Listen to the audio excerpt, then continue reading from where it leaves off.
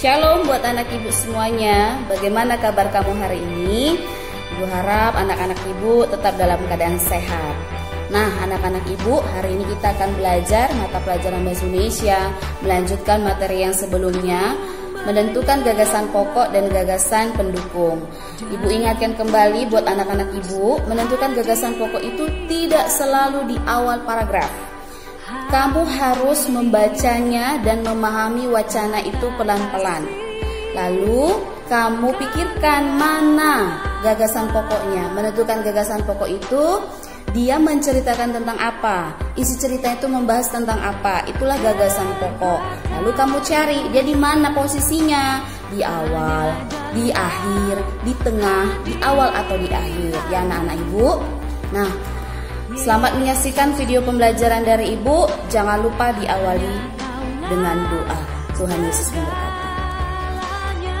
Gagasan pokok dan gagasan pendukung.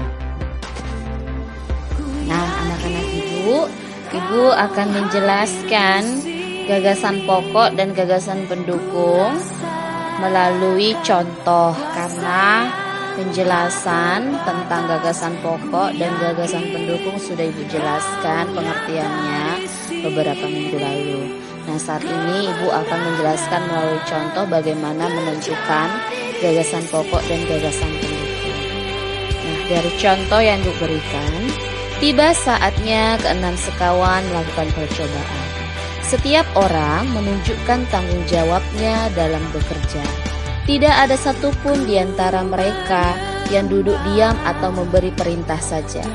Semuanya ikut bagian dalam percobaan. Saat Dayu membutuhkan pertolongan memotong benang, Udin datang membawakan gunting. Saat Edo kesulitan menalikan benang di kaleng, Siti ikut membantu. Keenam sahabat bekerja sama dengan semangat. Mereka hidup rukun, saling membantu meskipun berbeda agama. Nah, anak-anak ibu, dari paragraf yang ibu baca tadi, kita cari tahu paragraf itu menceritakan tentang apa. Nah, ternyata menceritakan tentang hidup rukun, saling membantu walaupun mereka berbeda agama. Nah, itu terdapat di mana? Kita cari, ternyata ditemukan di akhir paragraf. Itulah yang dikatakan gagasan pokok.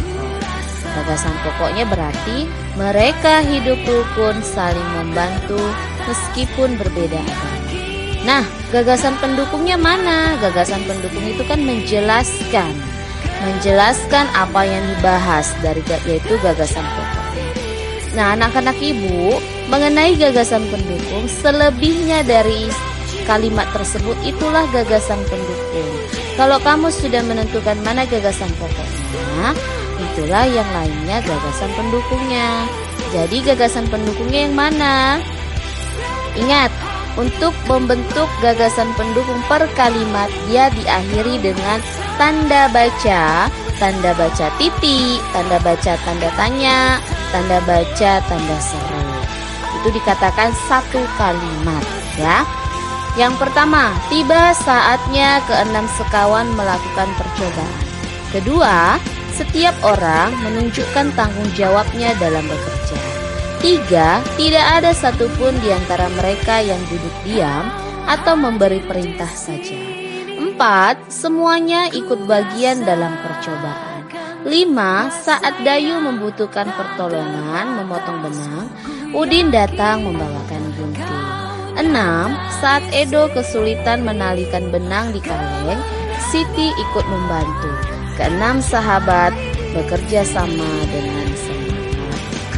Nah, anak-anak ibu, ternyata gagasan pendukungnya itu ada 7.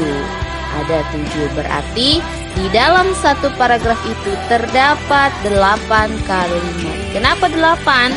Karena gagasan pendukung tadi kan ada 7 kalimat, ditambah tadi gagasan pokok yang terdapat di akhir.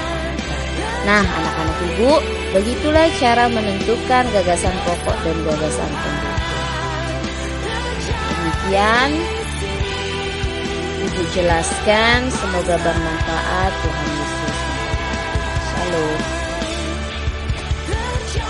anak-anak ibu, kamu baru saja menyaksikan video pembelajaran yang ibu berikan. Mengenai tugas, itu ada wacana. Ibu mau wacananya kamu tulis kembali, karena tugas kita pertanyaan itu berhubungan dengan wacana. Ada 2 pertanyaan yang ibu berikan. Kamu menentukan gagasan pokok dan gagasan pendukung.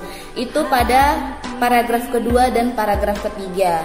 Kamu harus membedakan mana paragraf 1 dan mana paragraf 2 dan mana paragraf 3. Pada wacana yang ibu berikan tuh ada 3 paragraf ya anak-anak ibu.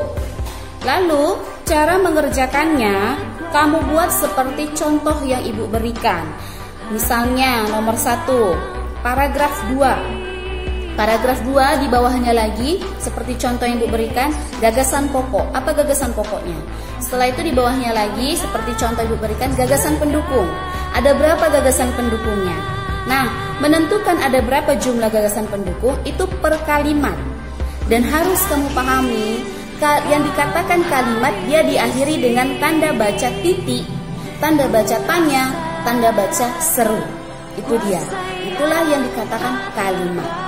Ibu harap anak-anak ibu dapat memahaminya.